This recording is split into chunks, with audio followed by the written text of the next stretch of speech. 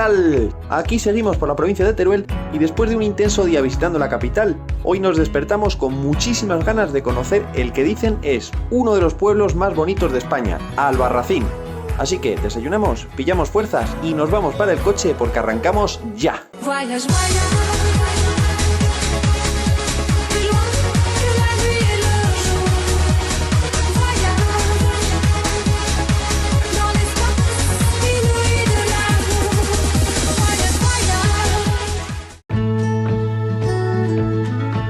La provincia de Teruel está en una situación de grave despoblación. En los últimos 60 años ha perdido prácticamente la mitad de su población, pasando de los 240.000 habitantes que tenía en 1950 a los cerca de 130.000 que tiene actualmente, y es uno de los ejemplos más evidentes de lo que se ha llamado la España vaciada. Pero a pesar de tener poca población, Teruel es una provincia que tiene muchísimos lugares por descubrir. Nosotros fuimos a ver algunos de los más importantes, pero podríamos tirarnos fácilmente varios días conociendo todo lo que ofrece esta provincia aragonesa. El día había amanecido muy soleado, pero hacía un frío tremendo como es habitual en toda esta zona en invierno.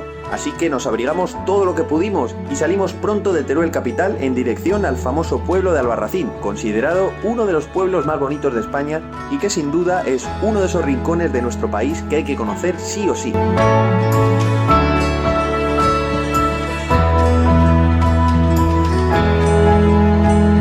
Pero antes de visitar Albarracín nos acercamos a un paraje natural cercano para conocer una zona de cascadas y barrancos que había leído en una guía y que me pareció bastante interesante. La carretera para llegar hasta la Cascada Batida, que es la zona donde íbamos nosotros, es una comarcal un poco estrecha en algunas zonas y con unas cuantas curvas cerradas en las que había que tener mucha precaución. Todo el paisaje me recordó bastante al que había visto meses antes en la zona de la Serranía de Cuenca, y es que si miramos al mapa no hay mucha distancia entre estas zonas.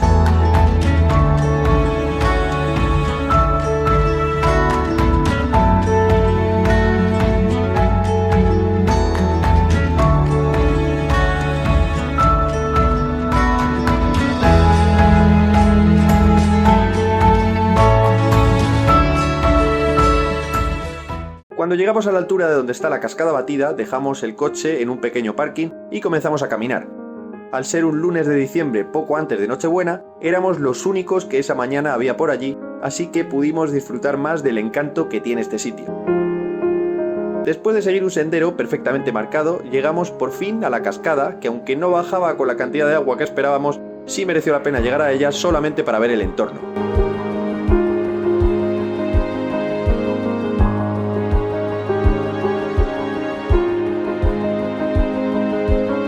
Y casi sin darnos cuenta eran ya las 11 de la mañana, así que como no sabíamos cuánto nos iba a llevar la visita al Albarracín, nos replanteamos la mañana y decidimos dejar para mejor ocasión la ruta del Barranco de la Hoz, que teníamos previsto hacerla hoy. Después de haber visto este bonito rincón natural, volvimos hacia Albarracín y dejamos el coche en un pequeño parking a la entrada del pueblo que está al otro lado del río Guadalaviar. Como el parking estaba en la parte baja, nos tocó subir un desnivel importante hasta llegar al centro del pueblo, pero tampoco nos importó mucho porque todas las calles y casas que fuimos viendo nos parecieron espectaculares. Y es que la arquitectura popular de Albarracín está considerada como una de las más auténticas de España.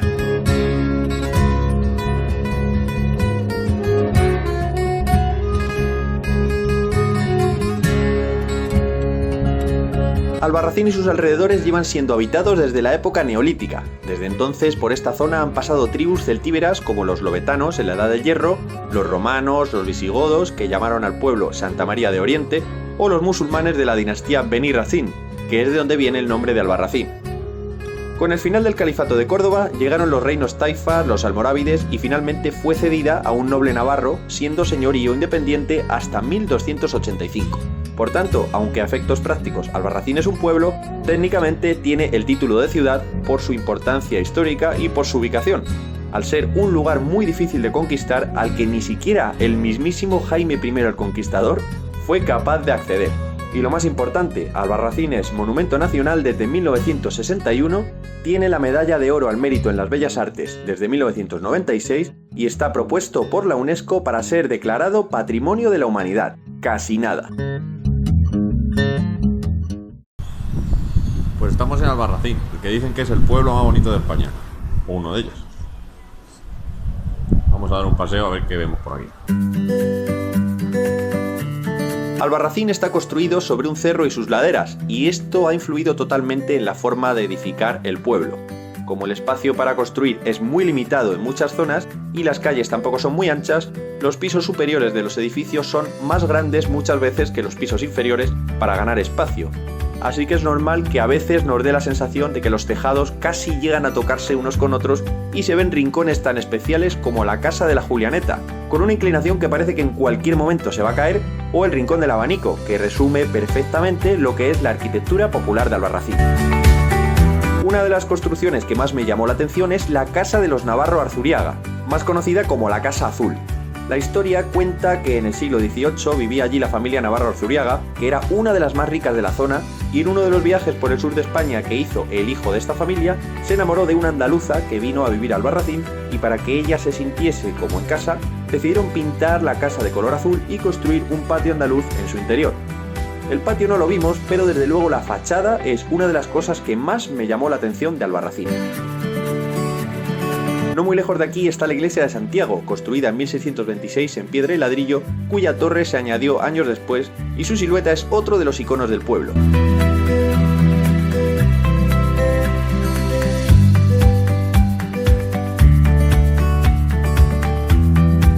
El primer sitio al que llegamos fue la Plaza Mayor, donde aprovechamos para tomar un café y calentarnos un poco porque hacía tanto frío que ni subiendo todas las cuestas que hay hasta llegar a la parte alta del pueblo fue suficiente para entrar en calor.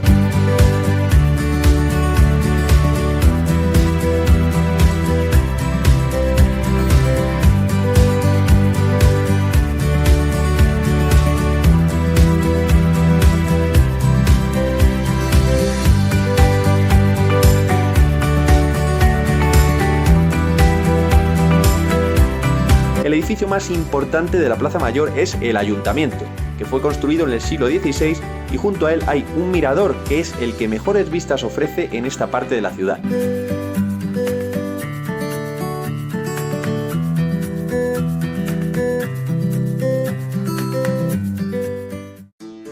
El siguiente sitio al que llegamos fue la Catedral de Albarracín, construida en el siglo XVI sobre los restos de una antigua iglesia románica del siglo XII. En su interior destacan los retablos del altar mayor y de la capilla de San Pedro, y también varios tapices flamencos. La verdad es que sorprende bastante que un pueblo tan pequeño tenga una catedral, pero Albarracín es único hasta para esto. La torre destaca por su colorido tejado que contrasta con el tono rojizo que tiene el pueblo. La entrada al edificio incluye también una visita guiada al interior y al Palacio Episcopal, que alberga el Museo Diocesano, así que intentamos buscar una puerta de acceso para pagar la entrada, pero todas estaban cerradas y enseguida entendimos el porqué. Bueno, pues acabamos de llegar a la catedral para visitarla por dentro, claro. ¿Y qué nos acabamos de encontrar? ¿Qué día es hoy? Lunes 18, ¿no? No se ve bien, pero lo voy a poner para que se vea.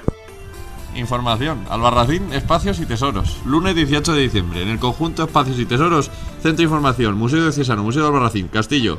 Permanecerán cerrados por tarea de mantenimiento. Lunes 18 de diciembre. Disculpe las molestias.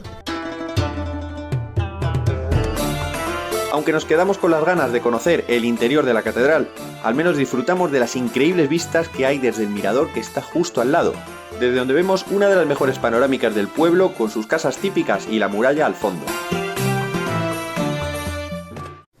Bueno, pues nada, ya que no hemos podido ver lo que queríamos ver, vamos a ver si damos una vuelta por el pueblo y que se nos tomamos unos torrenos con unas cervezas. Joder, parece que nos ha mirado tuerto, macho. Otro sitio que no puede faltar en una visita al Albarracín es el Castillo, también conocido como el Alcázar, que es la única fortaleza visitable que a la vez es yacimiento arqueológico en toda esta comarca. Fue construido en el siglo X por los musulmanes y estaba en el centro de la antigua Medina sobre una enorme roca desde donde se controlaba perfectamente toda la zona. A su alrededor todavía quedan algunos restos construidos de las casas palacio que había por aquí en el siglo XII y que estaban por la antigua Alcazaba.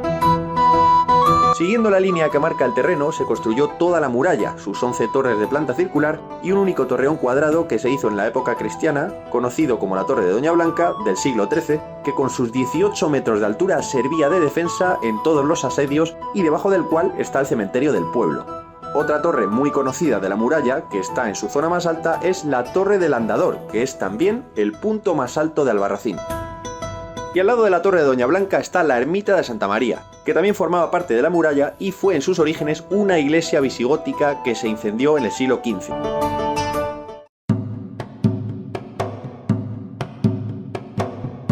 Después de visitar Albarracín y recorrer bien todas sus calles, volvimos al coche y nos dirigimos por una carretera muy estrecha a la zona de los Pinares de Ródeno, un paisaje natural protegido que está muy cerca de Albarracín y en el que se encuentran varios abrigos rocosos que tienen algunas de las pinturas rupestres más importantes de la península. La Sierra de Albarracín tiene muchos ejemplos de estas pinturas, consideradas parte del arte rupestre del arco mediterráneo, que fue declarado Patrimonio de la Humanidad en 1998 y que recorre toda el área mediterránea que va desde los Pirineos hasta Andalucía. Las pinturas van desde el 10.000 a.C. hasta aproximadamente el 4.500 a.C. En toda esta zona hay varias rutas senderistas muy bien señalizadas que pasan junto a estos abrigos rocosos y que tienen carteles que nos cuentan la historia de cada uno de ellos, algunos con nombres tan curiosos como la Cocinilla del Obispo, Doña Clotilde, el Ciervo, el Tío Campano, los Toros del Prado del Navazo o los Dos Caballos. La tarde ya se nos iba echando encima, así que decidimos volver a Teruel para comer, descansar un poco y aprovechar el resto del día paseando por la ciudad y tomando unas cervecitas para vivir de cerca el ambiente navideño de la ciudad. Mañana tocaba vuelta a Madrid, pero antes teníamos que visitar algunos pueblos de la provincia que son auténticas joyas. Pero eso ya te lo contamos en el siguiente capítulo de Pepe Viajero.